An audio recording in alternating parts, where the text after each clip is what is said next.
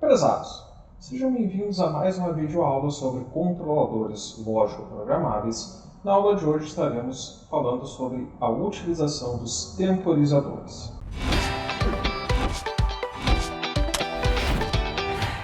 O CLPS 7200 dispõe basicamente de três operações de temporização. O temporizador do tipo OTON, que é um temporizador ao trabalho, ou seja, que tem um retardo na energização. O temporizador TOF, que é um temporizador ao repouso, ou seja, com um retardo na desenergização. E um terceiro temporizador chamado TONR, que é o temporizador ao trabalho com retenção, ou seja, retardo na energização por retenção. Os temporizadores possuem endereços específicos para cada tipo de resolução de contagem. Observando aqui os nossos TON e TOF, nós podemos observar que existem três tipos de resolução diferentes, de 1 milissegundo, 10 milissegundos e 100 milissegundos. A resolução do temporizador está atrelada ao endereçamento de memória, a qual a gente vai então endereçar esse nosso temporizador. Observem que a maior gama de temporizadores distintos que temos variam de T37 até T63 e de T101 até T255. Temporizadores extra precisos com resolução de 1 milissegundo, observem que o S7200 só possui 2. Aqui no nosso curso, a gente vai primar pelo uso dos temporizadores de 100 milissegundos, já que, afinal de contas, não precisaremos de tamanha precisão de tempo nas nossas operações. Como funcionam os temporizadores? Os temporizadores no S7200 são blocos que possuem essa característica, como vocês veem aí no canto superior direito do nosso vídeo. Os blocos contêm, então, 4 informações. A primeira delas é a informação IN, que é a entrada ou acionamento do bloco.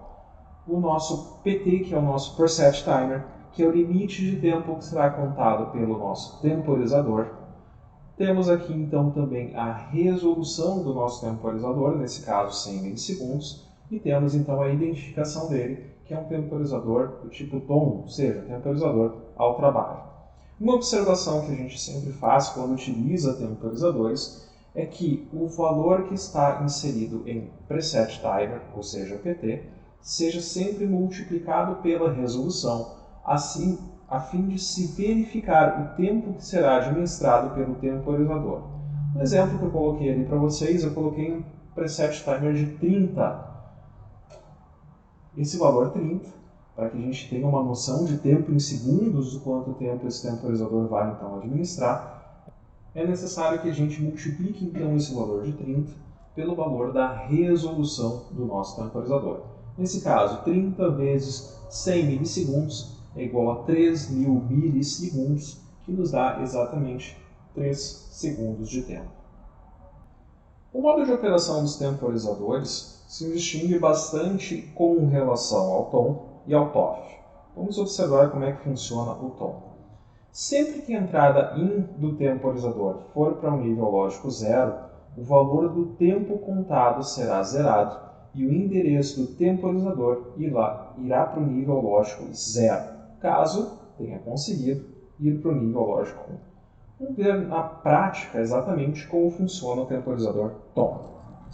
Os temporizadores dentro do StepSet MicroIn ficam dentro da nossa árvore de instruções, dentro da pastinha chamada Timers. Aqui nós temos então o nosso TON e o TOF. Vamos trabalhar primeiramente com o TON e verificar como funciona esse temporizador. Da mesma maneira que os contadores, basta que eu arraste esse bloco para dentro da nossa network para que ele passe a funcionar. Da mesma maneira como os contadores também, observem que a gente tem vários pontos de interrogação no identificador do temporizador e no valor de nosso preset time. Se por acaso vocês não lembrarem, ou se por acaso esquecerem como nomear esses temporizadores, basta colocar o cursor por cima do temporizador. E ali aparecem então os endereçamentos de acordo com a resolução.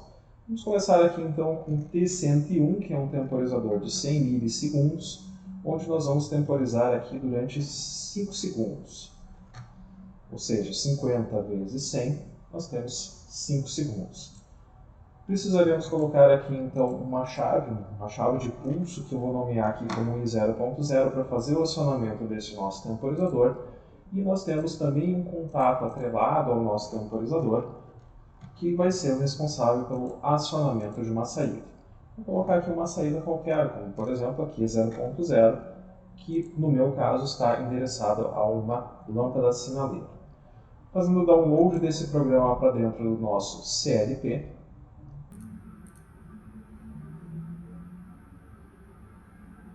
nós podemos colocar ele em modo de operação e aplicar aqui também a nossa condição de Program Status. Nesse caso, observem que a temporização começa em 0. À medida então que eu fizer o acionamento de 0.0, ele começa a executar a contagem. Só que ele vai manter a operação de incremento dessa contagem somente se a entrada estiver em nível lógico alto. Okay? Se por acaso a entrada for para nível lógico baixo antes do nosso temporizador chegar ao valor de preset, a saída não é acionada. Então, isso configura esse temporizador como um temporizador de retardo de energização. Ou seja, vou acionar a entrada do temporizador, ele vai aguardar uma quantidade de tempo para daí sim fazer o acionamento da saída.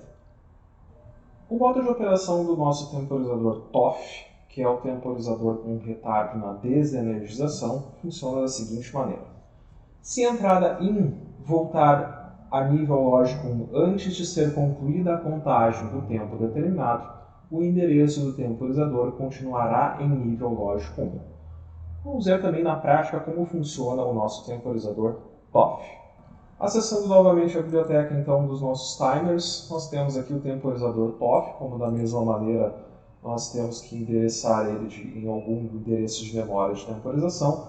Vamos utilizar aqui o T101, como nós tínhamos usado anteriormente, para também fazer um acionamento através de uma contagem de tempo de 5 segundos, sendo necessário um contato que vai fazer o acionamento desse nosso temporizador. E para que a gente verifique o funcionamento desse temporizador, vamos atrelar ele a um contato normalmente aberto que vai fazer a saída que é 0.0 ser acionado. Vamos fazer o download desse programa para dentro do CLP.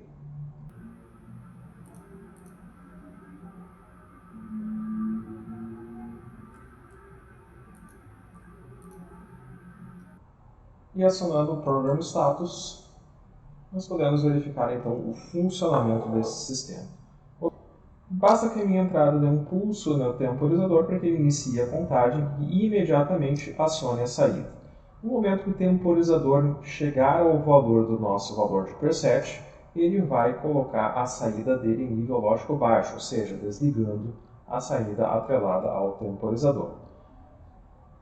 Essa é a configuração do nosso temporizador TOF. Ele é um temporizador no retardo na desenergização, ou seja, eu vou acionar o temporizador, ele conta uma quantidade de tempo e desliga a sua saída. Vamos ao exemplo de aplicação prática dos temporizadores. Cria uma lógica em linguagem Ladder para uma máquina que utiliza um sistema de comando do tipo bimanual para o seu acionamento. O operador deve acionar 2 botões pulsadores sem retenção simultaneamente durante um intervalo de tempo de 3 segundos para que a máquina passe a operar, ou seja, para que a máquina acione uma contadora. Para a realização do nosso comando bimanual, nós utilizaremos aqui então 2 entradas do nosso CLP. Vou colocar aqui como I0.0 e I0.1, 2 entradas do tipo normalmente abertas, já que é um comando bimanual. Como funciona o comando bimanual? Nesse caso, ambas as chaves devem ser pressionadas para que a lógica sequencial dessa nossa primeira network seja acionada. Nesse caso, o que vai ser acionado vai ser o nosso temporizador TOM, dentro de um período de 3 segundos. Caso as 2 chaves sejam acionadas, ou seja, caso essas 2 entradas estejam em nível lógico alto, o nosso temporizador então será ativado, vai contar então 3 segundos a partir desse acionamento e somente a partir, ou somente depois desses 3 segundos, é que ele vai fazer o acionamento de uma saída. No meu caso, que 1.0, que é onde eu tenho uma contadora na minha maleta de CLP. Da maneira tradicional, vamos colocar esse programa para dentro do CLP e vamos testar o seu funcionamento.